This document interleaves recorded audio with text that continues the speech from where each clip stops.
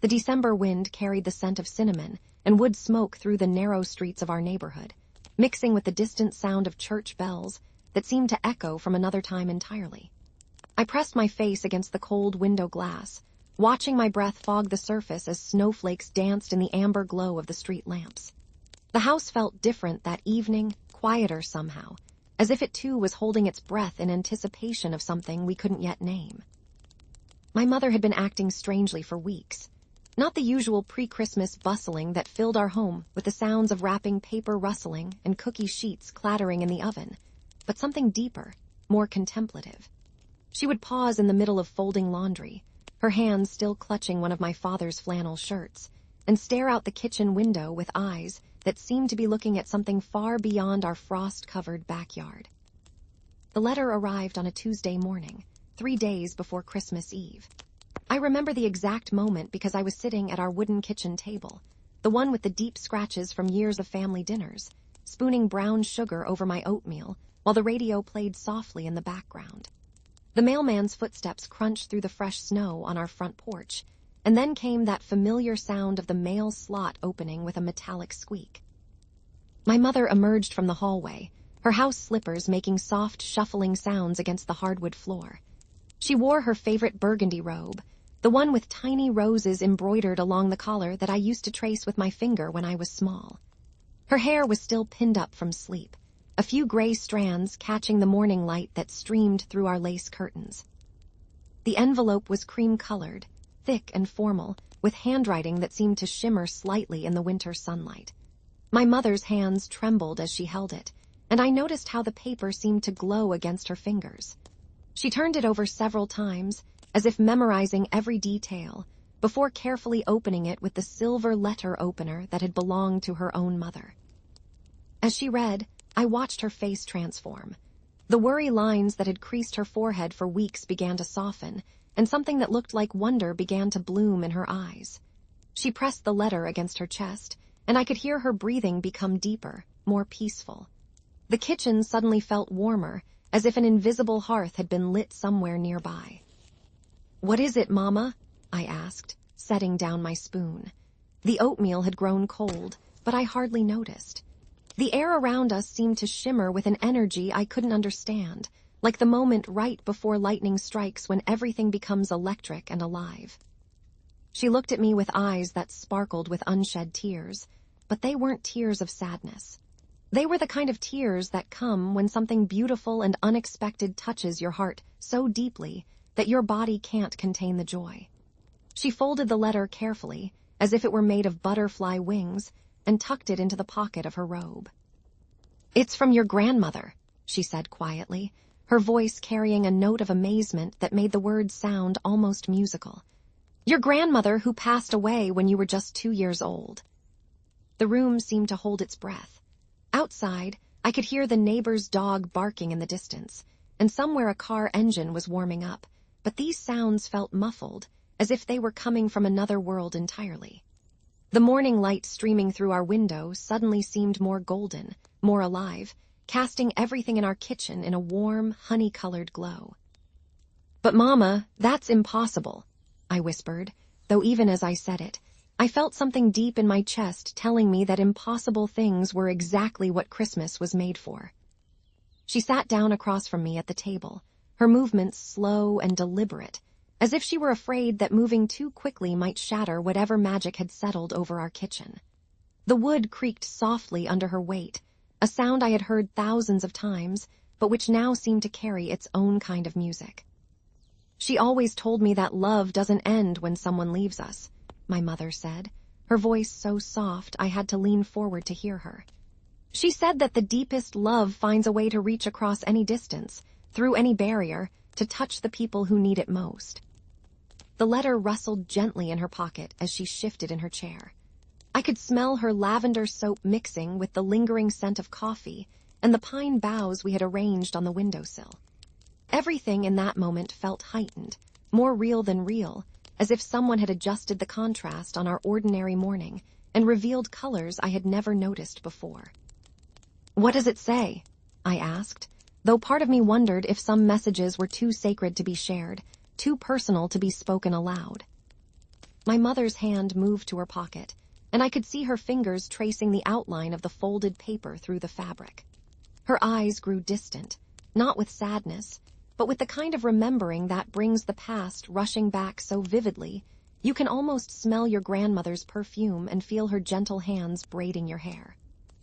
"She tells me about the Christmas when I was 7 years old," my mother began, her voice taking on the cadence of someone sharing a cherished story. "The year when your grandfather lost his job at the factory just 2 weeks before Christmas. We had no money for presents, no money for the special dinner, barely enough to keep the heat on in our little house."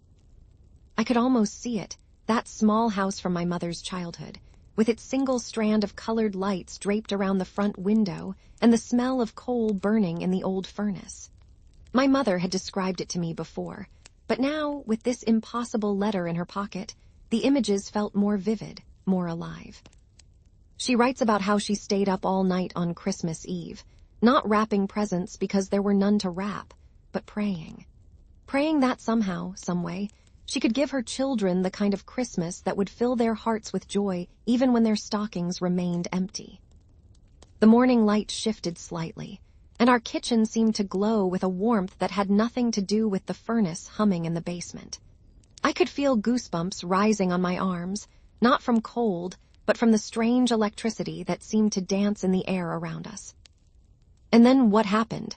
I asked, though I could see from my mother's expression that the story was about to take a turn toward the miraculous. She writes that around midnight, she heard singing outside our window, but not ordinary Christmas carols. These voices seemed to come from everywhere at once, harmonizing in ways that made the glass in our windows vibrate like tiny bells. She looked outside and saw our entire street filled with neighbors, all carrying candles, all singing together.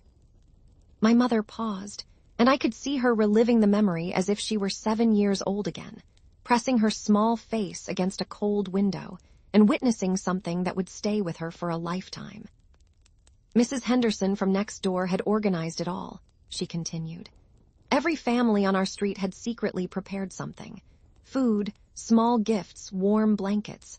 They had noticed that your grandfather wasn't going to work anymore, and instead of talking about it or pitying us, they had quietly arranged the most beautiful Christmas surprise." I felt tears prick my own eyes as I imagined my young mother witnessing such kindness, such unexpected generosity. But there was something else in my mother's voice, something that suggested this story was more than just a childhood memory.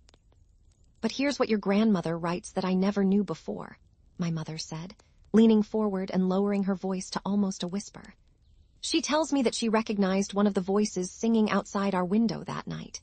It was her own mother, my grandmother who had passed away 3 years earlier. She writes that love transcends every boundary, including the one between this world and whatever comes next." The kitchen fell completely silent except for the gentle ticking of the wall clock and the soft whisper of wind through the eaves of our house. I could feel my heart beating in my chest, not with fear, but with a growing sense that our ordinary December morning had become something extraordinary, something that would change how I understood the world forever. "She says in the letter that she's been watching over us all these years," my mother continued, her voice growing stronger, more confident. "Watching you grow up, watching our family navigate the difficult times and celebrate the joyful ones. And she says that this Christmas, this year, she has a special gift for us." "What kind of gift?" I asked, though I was beginning to understand that some gifts are too large to be wrapped, too profound to be placed under a tree. My mother stood up slowly and walked to the window, the letter still crumpled in her pocket. She placed her palm against the glass, and I watched her breath fog the surface as she looked out at our snow-covered street. The morning light caught the tears on her cheeks, making them sparkle like tiny diamonds. "She wants us to be the ones to organize Christmas for the Martinez family," she said quietly. "You know, the young couple who moved in across the street last month, the ones who are expecting their first baby in January." I knew who she meant. I had seen them sometimes, the woman with her growing belly carefully navigating the icy sidewalk while her husband held her elbow and guided her steps. They looked so young, maybe not much older than I was, and I had noticed how they often stood at their window in the evenings, holding each other and looking out at the neighborhood as if they were still trying to figure out where they belonged. "How do you know they need help?" I asked, though even as the question left my lips, I realized it didn't matter how we knew. What mattered was that we had been chosen to act, to be the hands and hearts that would deliver whatever gift my grandmother had in mind. "She writes that the young man lost his job last week," my mother said, turning back toward me. "That they've been trying to hide it from the neighbors, trying to maintain their pride while figuring out how they're going to afford the baby's arrival and still have something left over for Christmas." I felt something shift inside my chest, a warm, expanding feeling that seemed to push against my ribs and fill my entire body with purpose.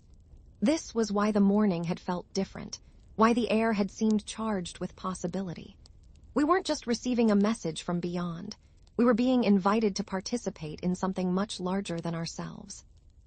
"What does she want us to do?" I asked, standing up from the table and moving to stand beside my mother at the window. Together, we looked across the street at the small house with its simple white curtains and the single wreath hanging on the front door. I could see a warm light glowing in their front window, and I imagined the young couple inside, perhaps drinking coffee and planning for their uncertain future, unaware that help was being arranged for them by invisible hands and loving hearts. "She gives me very specific instructions," my mother said, pulling the letter from her pocket and unfolding it carefully. "She wants us to organize the entire neighborhood, just like Mrs. Henderson did all those years ago. She wants us to create the kind of Christmas that will stay with them forever, the kind that will teach their unborn child that the world is full of unexpected kindness." I watched my mother's face as she read from the letter, and I could see how each word seemed to fill her with energy and purpose. The worry lines that had creased her forehead for weeks were completely gone now, replaced by an expression of joyful determination that made her look years younger. "She even tells me exactly who to start with," my mother continued, smiling as she read. "Mrs. Patterson, who lives 2 houses down and who's been baking extra cookies all month because she doesn't know what to do with herself since her children moved away. Mr. and Mrs. Thompson, who have that beautiful vegetable garden and who mentioned last week that they had more preserved goods than they could possibly use." As my mother read, I began to see the neighborhood differently.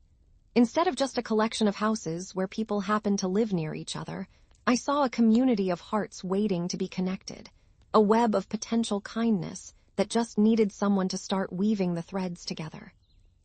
"The letter is 3 pages long," my mother said, carefully refolding it and holding it against her chest again. 3 pages of specific details about every family on our street, things your grandmother couldn't possibly know unless she really has been watching over us all this time.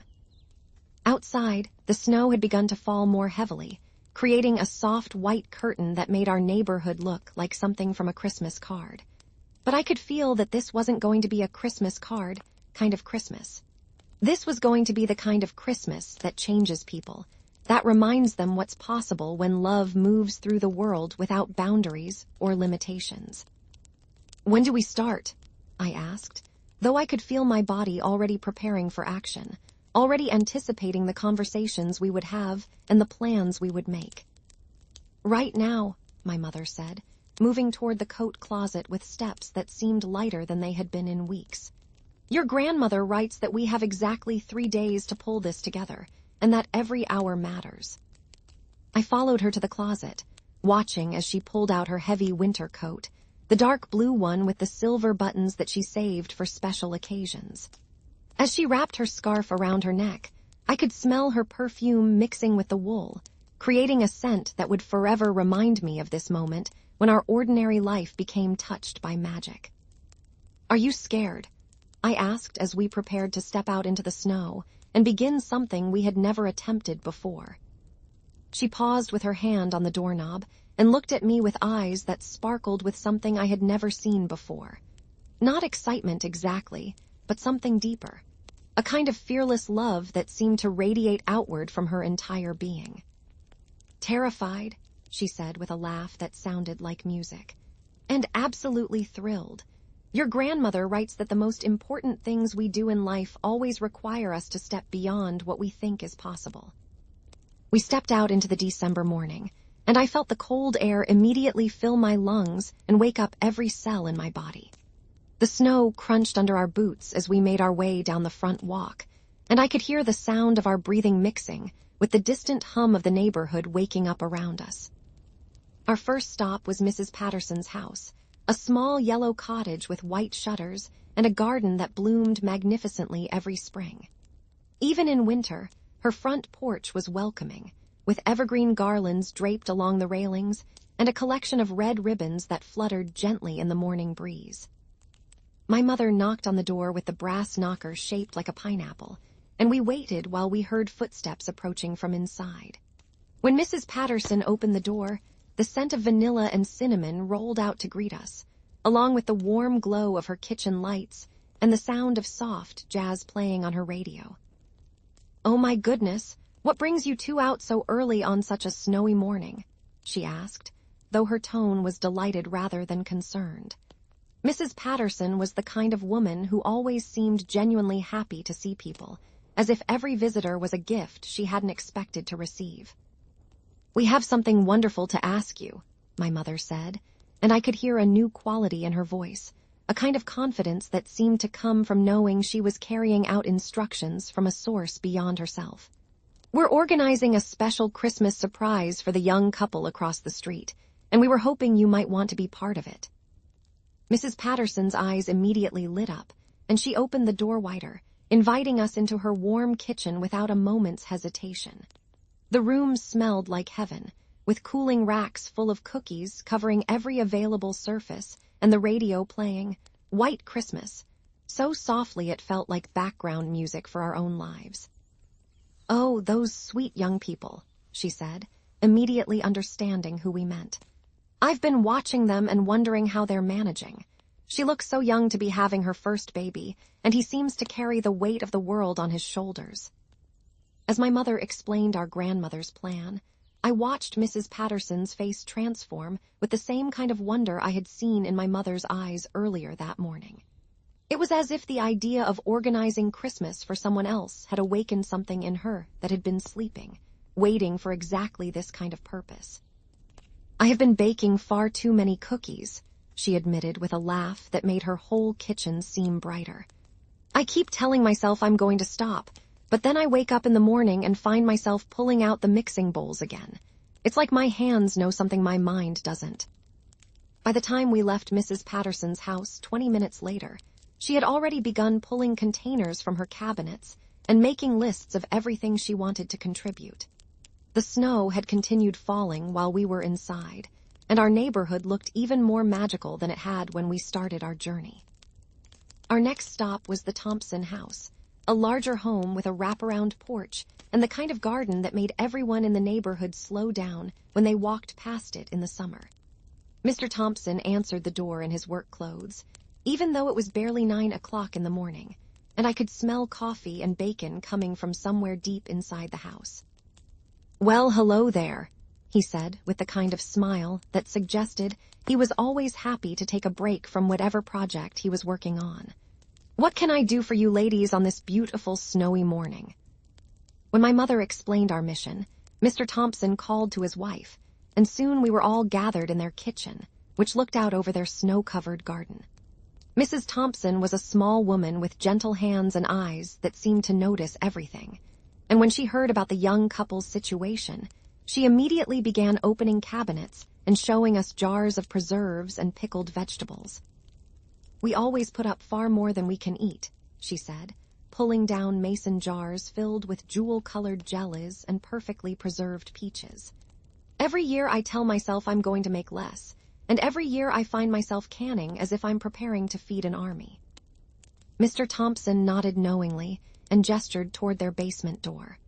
"We've got potatoes, onions, carrots, all kinds of root vegetables that will keep them eating well through the winter. And I've been meaning to find someone who could use that rocking chair I refinished last month." "A rocking chair?" my mother asked, and I could hear something special in her voice, as if this detail was particularly meaningful. "For the baby," Mrs. Thompson explained with a soft smile. "Every new mother needs a good rocking chair. There's something about the rhythm of rocking that soothes both the baby and the mother. It's like a lullaby you can feel in your whole body. As we continued our journey through the neighborhood, I began to see the same pattern repeated at every house. Each family we visited seemed to have been preparing for exactly this moment without knowing it. Mrs. Chen had been knitting baby blankets and didn't know why. The Rodriguez family had bought extra toys for their toy drive and had extras. Mr. Williams, who lived alone and rarely spoke to anyone, had been collecting beautiful children's books and had been wondering what to do with them. By noon, we had visited 12 houses, and every single family had not only agreed to participate, but had revealed that they had been unconsciously preparing for this opportunity. It was as if my grandmother's letter had simply revealed a plan that had been in motion all along, orchestrated by invisible hands and carried out by hearts that were ready to love without knowing why. We returned home for lunch, our arms full of lists and promises, our hearts racing with the excitement of what we were creating. The house felt different when we walked back inside, warmer somehow, as if it too had been transformed by our morning of discovery. "I can't believe how perfectly everything is falling into place," I said as we hung up our coats and boots. "It's like everyone was just waiting for someone to ask them to be part of something beautiful." My mother nodded, pulling the letter from her pocket again and smoothing it out on the kitchen table. In the afternoon light, the handwriting seemed to shimmer even more than it had that morning, and I could swear I caught the faint scent of my grandmother's perfume drifting up from the paper. "She writes something here that I didn't read to you before," my mother said, pointing to a paragraph near the bottom of the second page. "She says that this is how love actually works in the world, not as something we have to create from nothing, but as something that's always there, waiting for the right moment to reveal itself." I leaned over to look at the letter more closely, though I couldn't make out the handwriting from my angle. But I could feel the truth of what my mother was reading, could sense it in the way our entire morning had unfolded with such impossible perfection. "She says that every act of kindness creates ripples that spread far beyond what we can see," my mother continued. "That when we organized Christmas for the Martinez family, we're not just helping them. We're teaching their unborn child that the world is a place where strangers become family, where love appears exactly when it's needed most." The afternoon passed quickly as we organized the details of our Christmas surprise. Mrs. Patterson called to report that she had spoken to 6 more families, all of whom wanted to contribute something. Mr. Thompson stopped by with a truck full of vegetables and the beautiful rocking chair, which he had painted a soft cream color and which looked like something from a fairy tale. As evening approached, I found myself standing at the same window where the day had begun, watching the lights come on in houses all around our neighborhood. But now I saw those lights differently. Instead of just windows glowing in the darkness, I saw hearts connected by purpose, families united by the desire to create something beautiful for people they barely knew. "Tomorrow is Christmas Eve," my mother said, coming to stand beside me at the window.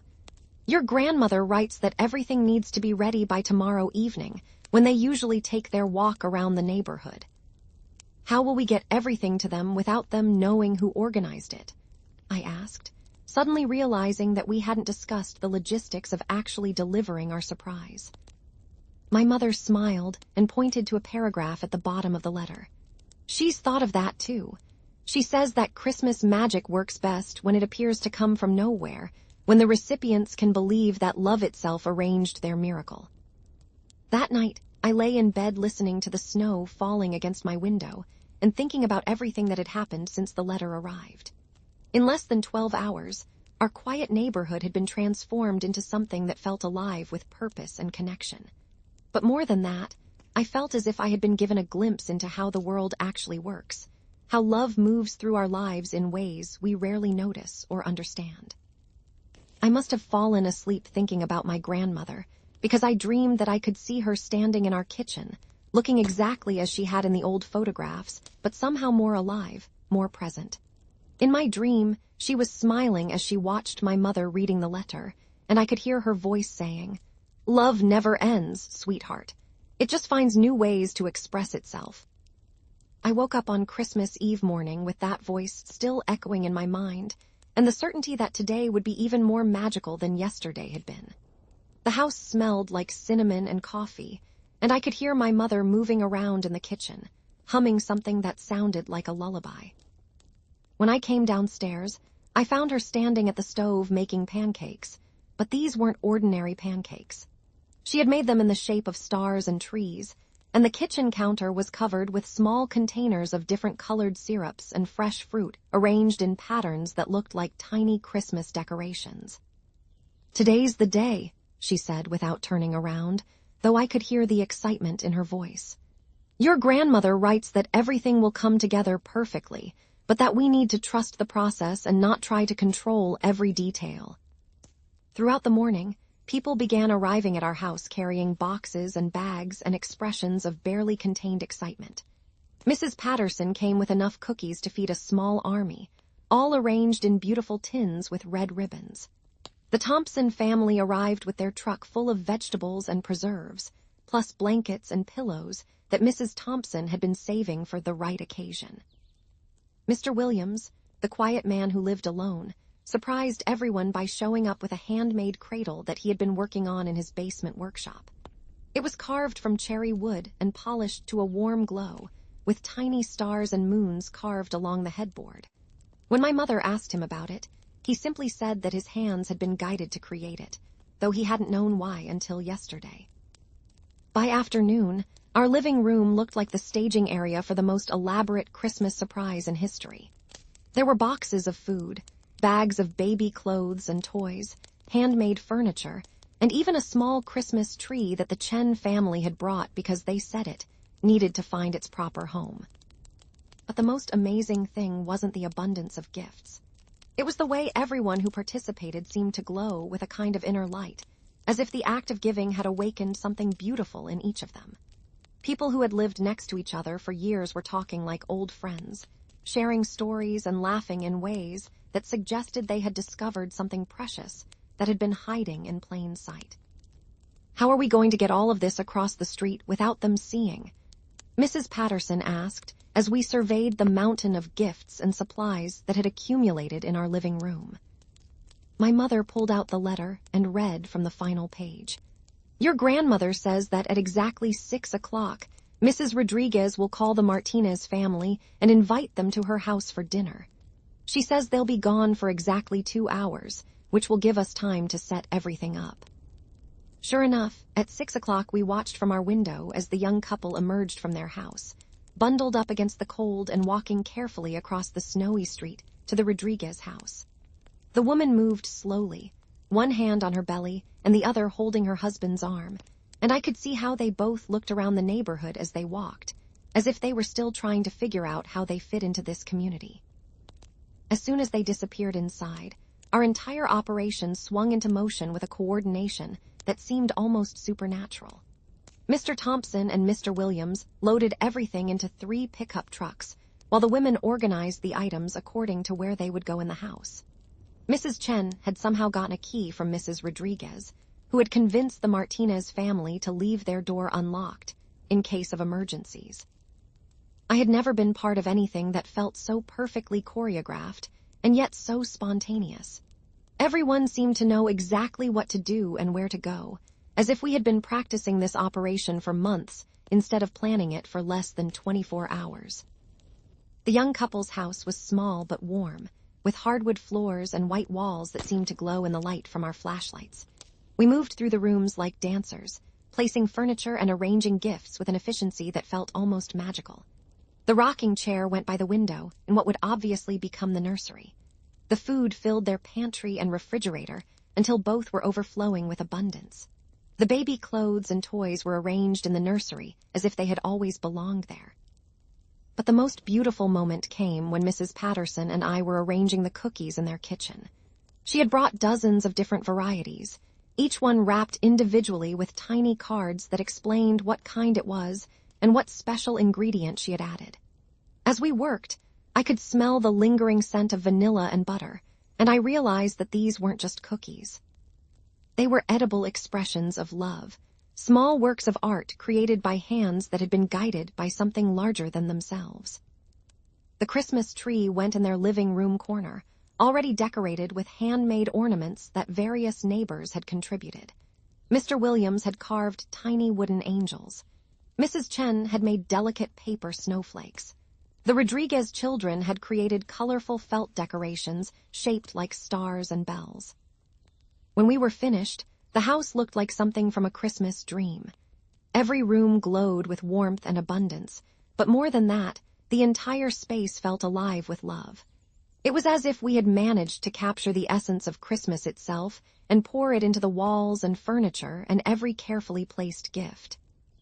We gathered on the front porch as we prepared to leave, and I could see the same expression on everyone's face.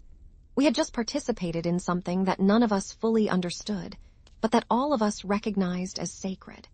We had been instruments in an orchestra conducted by invisible hands, and the music we had created together was more beautiful than anything any of us could have composed alone. "They should be back in about 10 minutes, Mrs. Rodriguez whispered as we made our final preparations to leave. "I told them I packed some leftovers for them to take home, so they won't be surprised when I walk them to their door." We scattered to our various houses, turning off all our lights so we could watch from darkened windows without being seen. I positioned myself at my bedroom window, which had the perfect view of the Martinez house, and waited with my heart beating so hard I was sure the entire neighborhood could hear it.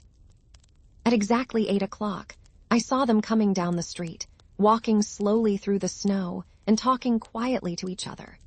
They looked relaxed and happy, probably filled with the warmth of Mrs. Rodriguez's cooking and the pleasure of spending the evening with kind neighbors. Mrs. Rodriguez walked them to their front door and handed the woman a large container that I knew was filled with enough food for several meals. They chatted for a few minutes on the porch, their voices carrying on the cold air, but their words indistinct from my distance. Then Mrs. Rodriguez said goodnight and walked back to her own house, leaving the young couple standing on their front porch. The woman fumbled in her purse for her keys, while her husband stomped his feet to keep them warm. I held my breath as she turned the key and pushed open the door. The silence that followed seemed to last forever. From my window, I could see the warm light spilling out onto their front porch, but I couldn't see inside to witness their first glimpse of what we had created for them. I pressed my face against the cold glass and waited, wondering what their faces looked like, what they were thinking, what they were feeling as they discovered that their world had been transformed while they were away. Then I heard it, a sound that started as a gasp and became a sob and then grew into something that was part laughter and part amazement and part pure joy. The woman's voice carried across the street and through my window, and I could hear her saying, oh my God," over and over again, her words punctuated by what sounded like tears and laughter mixed together. Her husband's voice joined hers, deeper and more controlled but filled with the same amazement. I could hear them moving through the house, discovering each room and each gift, their voices becoming more emotional with every new surprise they uncovered. After what felt like hours but was probably only minutes, they appeared at their front window, the same window where I had often seen them standing together in the evenings. But now they looked different. Instead of seeming like outsiders trying to figure out where they belonged, they looked like people who had just discovered that they were already home, that they were already surrounded by family they didn't know they had. The woman pressed her face against the glass just as I was doing, and even from across the street, I could see the tears streaming down her cheeks. Her husband stood behind her with his arms wrapped around her belly, and both of them were looking out at the neighborhood as if they were seeing it for the first time. Then something extraordinary happened. Other neighbors began turning on their porch lights and coming out onto their front steps. Mrs. Patterson emerged from her house carrying a thermos of hot chocolate. The Thompson family came out with a plate of warm bread. The Chen family brought a pot of tea and a collection of mugs. One by one, every family that had participated in our Christmas surprise gathered in the street in front of the Martinez house, not to take credit for what we had done, but simply to be present for this moment of joy and connection. The young couple came out onto their front porch, still holding each other and still crying, but now their tears were mixed with laughter and amazement. The woman was clutching one of Mrs. Patterson's cookies, and her husband was wearing a hand-knitted scarf that I recognized as Mrs. Chen's work. "We don't understand," the woman said, her voice carrying clearly in the cold night air. We don't know how to thank you. We don't even know how you knew. Mrs. Patterson stepped forward, her face glowing in the light from the porch lamps, and I could see the same expression of wonder that had been on my mother's face when she first read my grandmother's letter. Sometimes, she said gently, love knows things that our minds don't. Sometimes the heart understands what needs to happen before we do. The young man wiped his eyes with the back of his hand and looked around at all the faces gathered in the street. We've been so scared, he admitted. About the baby, about money, about whether we were going to be able to create the kind of Christmas we wanted our child to remember. And now, my mother asked, stepping forward to stand beside Mrs. Patterson. The woman placed her hand on her belly and smiled through her tears. Now we know that our baby is going to be born into a world where miracles are real, where strangers become family when you need them most. We all stood together in the falling snow, neighbors who had lived near each other for years, but who had just discovered that we were actually something much more important. We were a community united by love, connected by the mysterious force that had guided us all to prepare for this moment without knowing why. As the evening wound down and people began to drift back to their own houses, I found myself walking with my mother back across the street to our home. The letter was still in her pocket, and I could feel its presence like a warm secret that we carried between us. "Do you think Grandma can see what happened tonight?" I asked as we climbed the steps to our front porch. My mother paused with her hand on the door handle and looked back across the street at the Martinez house, which was still glowing with warm light and the promise of new beginnings. "I think she not only sees it," she said quietly, "I think she's been orchestrating it all along. I think love never really leaves us. It just finds new instruments to play through." That night, as I lay in bed listening to the snow falling and thinking about everything that had happened, I understood something about Christmas that I had never grasped before. It wasn't about the gifts or the decorations or even the traditions, though all of those things were beautiful. Christmas was about the moment when love becomes visible in the world, when the invisible connections between all of us suddenly light up like strings of lights on a tree. I fell asleep holding on to that understanding, and I dreamed again of my grandmother. But this time, she wasn't alone in my dream. She was surrounded by all the neighbors who had participated in our Christmas surprise, and they were all glowing with the same warm light I had seen on their faces as we stood together in the street.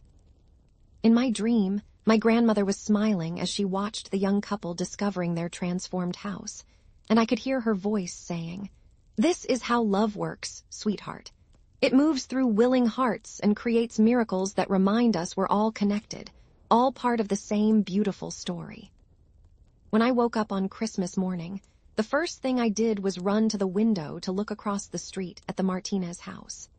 The snow had stopped falling during the night, and everything was covered in a pristine white blanket that made the entire neighborhood look like something from a fairy tale. But what made my heart leap was seeing the young couple on their front porch, both of them wearing the handmade scarves that Mrs. Chen had contributed to their surprise. They were drinking coffee from mugs I recognized as part of the Thompson family's contribution, and they were waving at every neighbor who emerged from their houses to collect their morning newspapers. The woman's face was radiant with a happiness that seemed to glow from the inside out, and her husband looked like a man who had just discovered that the world was far more generous and kind than he had ever dared to hope. Throughout Christmas Day, I watched as a steady stream of neighbors found reasons to walk past the Martinez house. Mrs. Patterson brought fresh cookies. Mr. Williams stopped by to make sure the rocking chair was positioned correctly. The Rodriguez children came over to play in the snow in the front yard, their laughter mixing with the sound of Christmas music drifting from open windows. But the most beautiful moment came in the late afternoon, when I saw the young woman sitting in the rocking chair by her window, her hands resting on her belly and her face turned toward the street where all her new friends and neighbors were going about their Christmas activities. She was rocking slowly, creating the gentle rhythm that Mrs. Thompson had said would soothe both mother and baby, and I could see her lips moving as if she were already telling her unborn child the story of the Christmas when love appeared in their lives like magic. That evening, as my mother and I sat by our own Christmas tree, she pulled the letter from her pocket one final time. The paper looked different now, less substantial somehow, as if it had served its purpose and was beginning to fade back into whatever realm it had come from. "There's one more thing your grandmother writes," she said, her voice soft with wonder. "She says that this is just the beginning, that the love we've awakened in our neighborhood will continue to grow and spread, creating more miracles than we can imagine." I looked out our window at the Martinez house, where warm light glowed in every window, and I could see the silhouettes of our new neighbors moving around inside their transformed home. Tomorrow, they would begin the process of preparing for their baby's arrival, but they would do it surrounded by a community that had proven itself capable of creating miracles out of love and snow, and the willingness to act on faith. "Do you think we'll get another letter?" I asked, though part of me already knew the answer. My mother folded the letter carefully and held it against her heart. "I don't think we need another letter," she said. "I think we've learned how to read the messages that love is always sending us. We just have to pay attention and be ready to act when we're called." As I got ready for bed that Christmas night, I realized that everything in my life had changed since that cream-colored envelope had arrived on our kitchen table. Not just the external things, though those were significant. More importantly, I had discovered that the world was far more magical and connected than I had ever imagined. I had learned that love really does transcend every boundary, including the one between this world and whatever comes next. I had seen how quickly strangers can become family when they're united by a common purpose. I had witnessed how the simplest acts of kindness can create ripples that transform entire communities. But most of all, I had understood that we are all part of a story much larger than our individual lives. A story in which every act of love contributes to a tapestry of connection and healing that spans generations and reaches across impossible distances.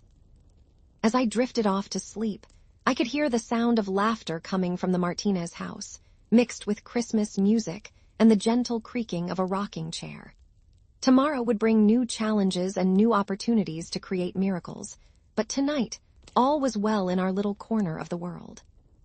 The last thing I remembered before falling asleep was the scent of my grandmother's perfume drifting through my room, and her voice whispering, "Love never ends, sweetheart. It just keeps finding new ways to surprise us."